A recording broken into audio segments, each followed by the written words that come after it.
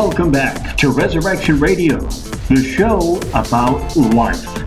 Resurrection Radio is real stories of signs, wonders, and miracles, and people coming back to life. And now, the hosts of the show, here's Renee and Dino. We get a chance to talk today with Lee Birch. And Lee, I guess good afternoon. Nice to have you along on the show today. Well, I appreciate it. I appreciate the opportunity. Now, we were chatting a little before we went on the air. You're down in the Kansas area. Is that true? Yes. Okay. North Wichita ways. Yep. Okay. So, yeah, I had a chance to talk a little bit with Renee. She shared a little bit about your story with me. So, I'm going to probably start there. Tell me, I guess, first of all, what happened? I'm a maintenance technician at a factory, a local factory, and it was a Tuesday morning, October 7th, 2014, and I was at work. Just a pretty normal day. I was working on a man lift, a Junie boom, they would call it, a 9,000-pound man lift, and I was working on the electrical part of it. Inside the building, I was standing behind it working on it, and the guy told me I was sitting on a bucket. And the guy came by a few minutes before the accident, and he said, if that thing starts, it's going to run over you. And I just kind of laughed it off. But actually, what happened was when I put a contactor together, it was stuck on, and when I turned the key on, it took off. It started moving, and I could see it was going to run into something, and I got in front of it trying to pull the battery cables loose, and it ran over me, and I got pinned underneath of it. Wow. Wow. So when you were pinned underneath, were you killed instantly from this, or what happened? I got pinned underneath. What it did is it caught my right foot and threw me down, and it drove up on my right leg, and my left leg got under the battery box, and it was pinned on my chest. The battery box is only about 12 inches off the ground.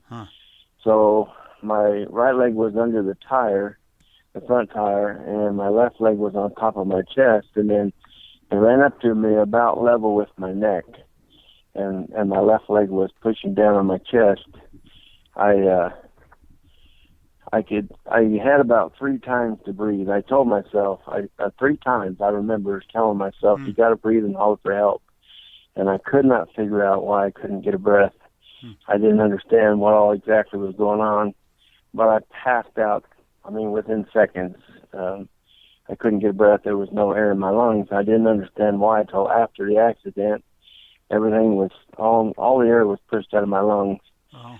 And, it took people a little while to figure out. They saw it come out of the building, and then they realized they thought that I was working on it underneath, and some guys came out of the shop and realized I was pinned underneath. There was a half a dozen guys that came out and tried to push it off of me, but the motor was still energized. It was still trying to go forward. Every time they push it back a little bit, it would go forward a little bit. And they finally picked it off of me with a 12,000-pound forklift that just happened to be, fortunately, it was close by. Normally it wouldn't have been there, but a guy just used it, parked it close by. So I'm going to say that I was under there for 10 to 12 minutes. Wow. And when they picked it off of me, I had no heartbeat, no pulse. I wasn't breathing at all. A coworker came out, and I found out this afterwards. I didn't know any of this. Of course, I was unconscious. Yeah. I was gone. Right. And the EMTs had called Life Watch. They called for a helicopter, and they called for an ambulance. And the EMT, we have an emergency response team, and a guy that was part of our work crew was an EMT, and he said he had no heartbeat, no respiration. The guy said my eyes were fixed, and my face went from purple to gray, and my eyes were fixed. And I found out this later, after they flew me to the hospital, and my wife got a phone call from the coworker, but he was a conservative Mennonite man that didn't believe that he had the power to do what he did, but he was praying. His first prayer was one of compassion. Please God, don't take this man for everything that he does and all of his wife and children. And he told my wife, he said, your husband was still dead. And then he knelt right down to my ear and he said, Lee Birch, you come back in the name of Jesus, you come back. And he said immediately the EMT says, I have a pulse, and I blinked and he had a pulse and I took a deep breath, but he told my wife, he said, I was just praying out of fear, but my wife and I have figured out that the Holy Spirit was speaking through him. It messes up my philosophy to think that you don't necessarily have to have faith in your prayer for it to work. Because this man said, I don't know what I was doing, I was just praying. Yeah.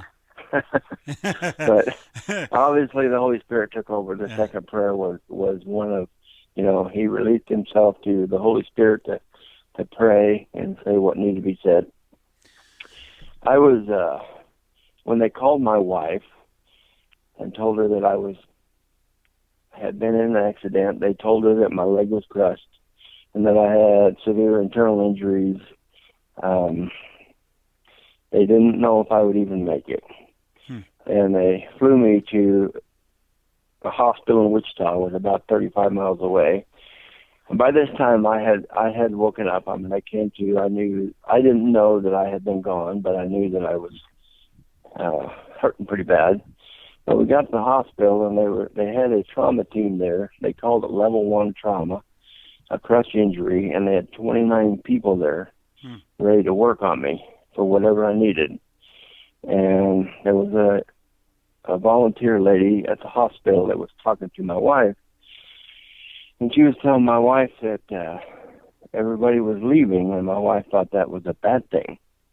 She says, oh no, everybody's leaving, and the lady said, no, that's a good thing, because he doesn't need their help. They had told my wife that my leg was crushed, I had a broken femur, my hip was crushed, had internal injuries. They didn't expect me to make it. And by the time we got there and took x-rays, there were no broken bones. Wow.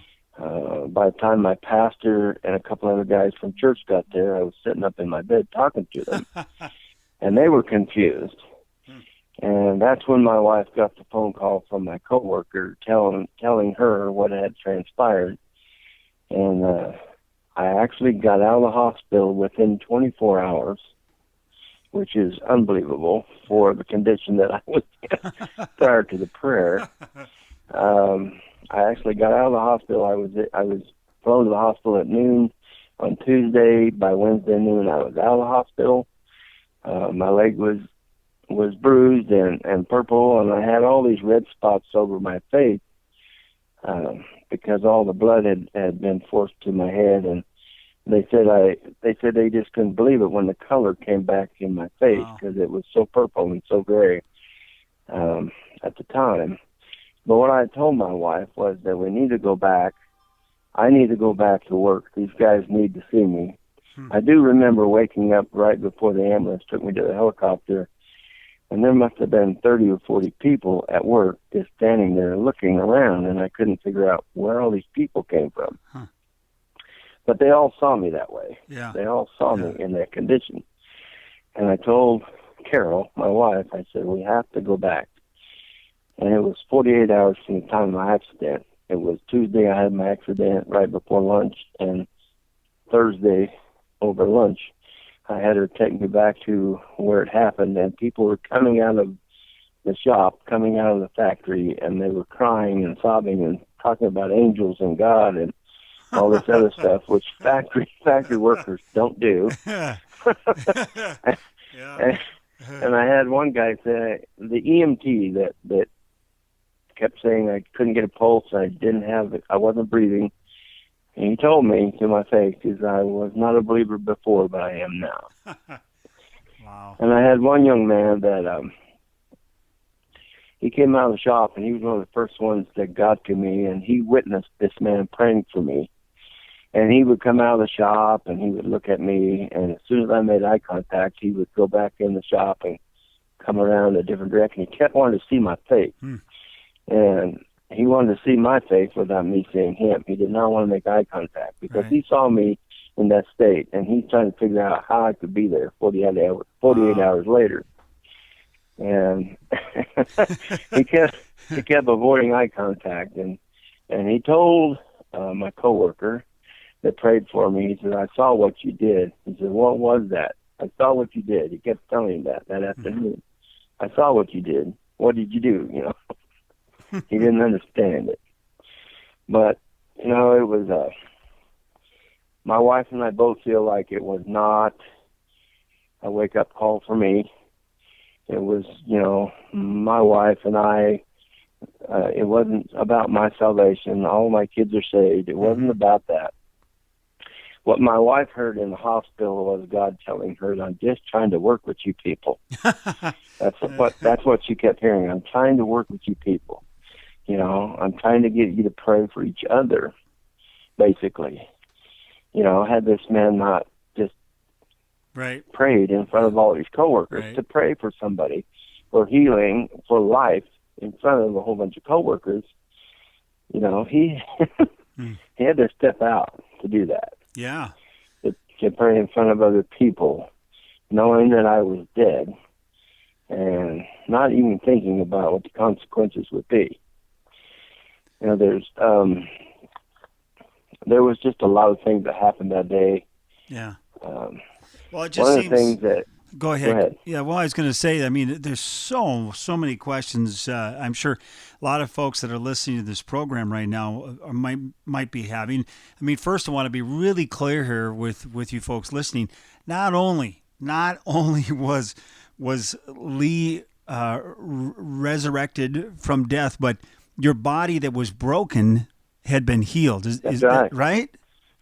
That's exactly right. You know, they had told my wife how bad my leg was and how bad everything was going to be, and they were expecting to have major surgery and all this other stuff. They had skin graft people, they had nerve people, they had all kinds of internal surgeons there. Like I said, they had 20-some people that were waiting to work on me. Wow. And they had told my wife, you know, he's probably going to lose his leg and all this other stuff. And by the time I got there was nothing even on the x-rays. It was not only did I come back to life, but I had a miraculous healing of my body. So you talked about it just a second ago, Lee. It is, why is it such a big deal? Why is it so hard for people to pray for somebody else in public? I mean, a lot of times when a major accident like this happens, it becomes even maybe a little easier to do. But why do you think people are so afraid to show their belief in Jesus in public?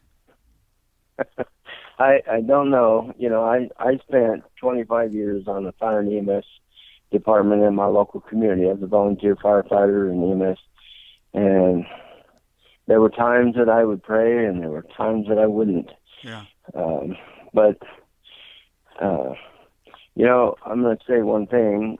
Shortly after I had my accident, I was watching a program, and it had Jensen Franklin on there, and he gave an analogy that I thought was so fitting for what happened. You know, he had a pizza box in his hand, and he said that, you know, God's looking for a pizza box. He's got something ready to deliver, and you can't get a pizza without a box.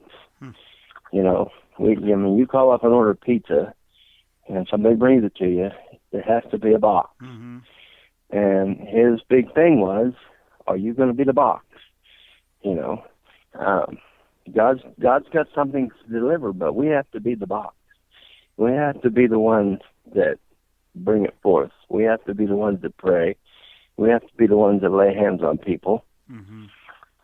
It's just an analogy that hit me so fast and so hard. Are there people? Are there somebody? I was going to ask you, Lee, about the gentleman that didn't want to make eye contact, or maybe some other people you've since been back. Are there people that do not want to know what happened, even though they saw it? Have you seen some of that? I have some people that saw it happen and they believed it at the time, and then later on they start talking about, well, I'm not so sure you were dead and stuff like that. I mean, there are people that just didn't. It didn't sink in, I guess. Yeah. What they saw, they believed it at the time. They couldn't believe it at the time, and they didn't accept it later on. Right. I have people that. Well, this young man, he's come around and he'll stand with me now and talk to me and stuff. But he just didn't understand what was going on. He could, what he saw with his eyes, he couldn't conceive it with his mind. Right. It made no sense to him. Yeah. Well, I was thinking about that because I've had a fortunate opportunity to number one, experience some miracles myself and be on mission trips and see things, and I just wonder sometimes if the one thought that's come to my mind over the years is that when something like this is really, really, really, really proof that Jesus is real and it's all real, and if it's all real, then everyone has to question their faith. I mean, right? I mean, they because you were crushed, you were dead. Yes. No person can do. It can't happen to anybody. What happened to me, and then just have them get up 24 hours later and walk out of the hospital. It's not humanly possible. Right. What were you before this happened, Lee? It sounds like you had faith, you had religion. Did you ever think in your wildest dreams before this happened that you could be resurrected from the dead, or that someone could, or that Jesus' healing power was really as powerful? I believe in it. This may sound a little strange. My wife and I have actually gone to funeral homes and stood outside and prayed for people. Okay, that were good. dead. Yep. We have done that. Oh yeah. Yeah. I always keep telling myself, I know that there's been miracles in my life. Yeah. I know there have been other miracles in my life. And I keep telling myself that I need to write them miracles down because it's so easy to forget. Yeah. It's so easy to forget. Yeah. If you think, and I know that I've seen miracles in my church. I've seen miracles at different things. I've gone to, my wife and I are faith-believing people, and I believe that what Jesus did on the earth is, and what he told the disciples to do is what we're supposed to be doing today. Yeah. I honestly believe that. And I just keep telling myself that I need to record the miracles. I need to write them down.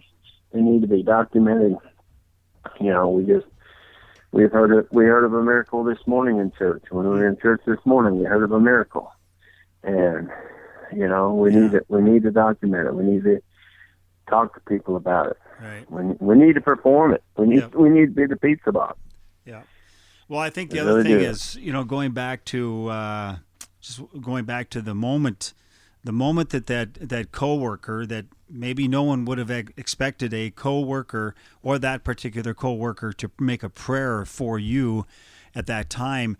I mean, it's your story, like many of the stories we're sharing on this program, are, I think, in part also a reminder to other people that, because I had a son who was killed in a automobile accident, and I wish there would have been someone at the scene of that site or in any accident that somebody has that's willing to step out and make that prayer, it's kind of like to me, it seems like it's just one more thing a person can do before they walk away and say, they're gone.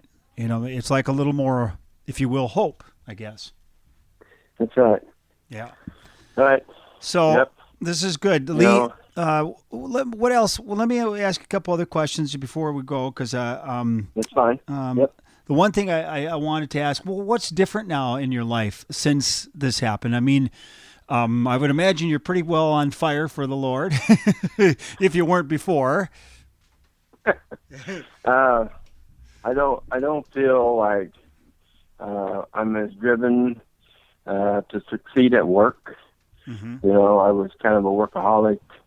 I spent a lot of my time at work. I don't look at my job as important as other things in my life anymore. Yeah. My kids and grandkids are a lot more important. I keep telling my coworkers that, no matter what happens at work, it's not a big deal. What's more important is where you are with God and what you believe. I actually went back to the hospital a couple times. I've had people from church ask me to go pray for people that are sick in the hospital. Wow. And I remember getting out of the car in the parking lot of a really big hospital in Wichita, Kansas, and I remembered when they said Jesus went to a crowd and he healed them all. I remember reading in the Bible where they said Jesus healed them all. And I looked at this hospital and I thought about all the conditions everybody's in that hospital, and I thought, okay, how long would that take? How long would that take to go pray for everybody in the hospital? And I was actually going in to pray for a lady that a church member had asked me to go pray for this lady, and it got me that how big and vast that Jesus has to be able to heal them all. Yeah. And he gave, when he left and he gave us, what he did on the cross was give everybody the ability to be like him. Yeah.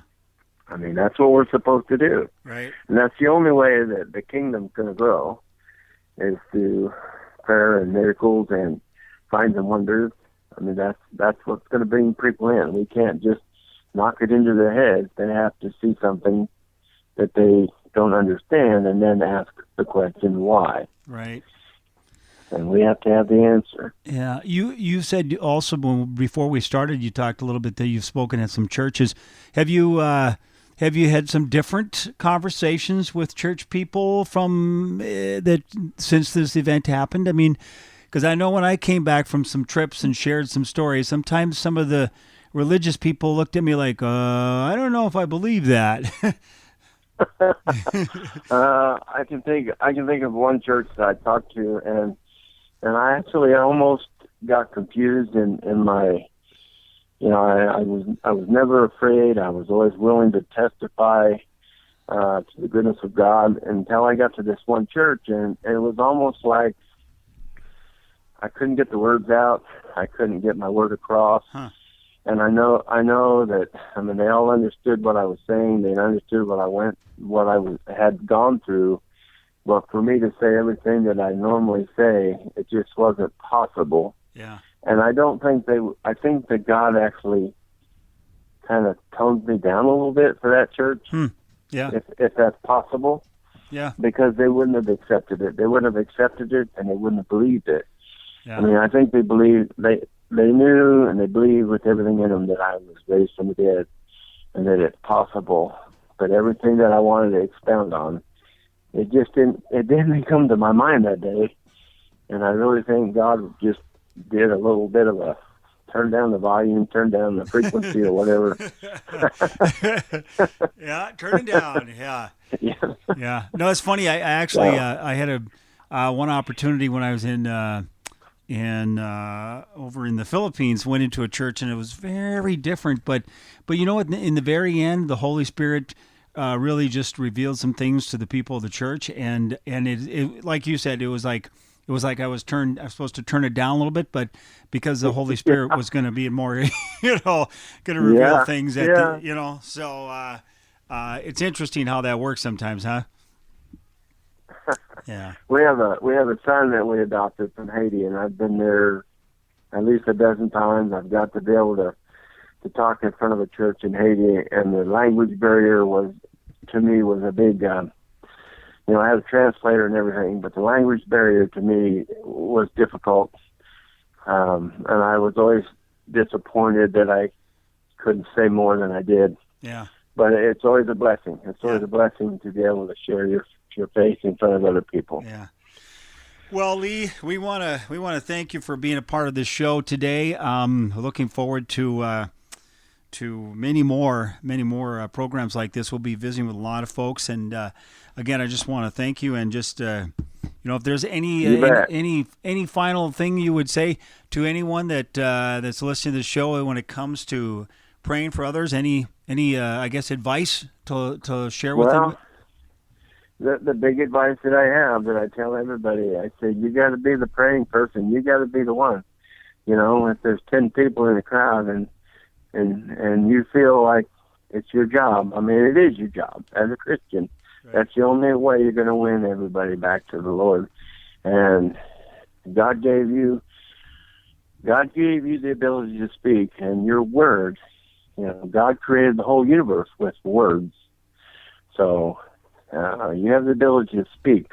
Yeah. And God has put power in the tongue. There's power in the tongue. Amen. So. All right. Well, Lee, I thank you again so much. And just again, thank you for joining us on the program today. You've been listening to Resurrection Radio. Real stories of signs, wonders, and miracles, and people coming back to life. Join Renee and Dino again for the next episode of Resurrection Radio, or log on to www.renee4321media.com to listen to more programming. That's www.renee4321media.com. Thanks again for listening.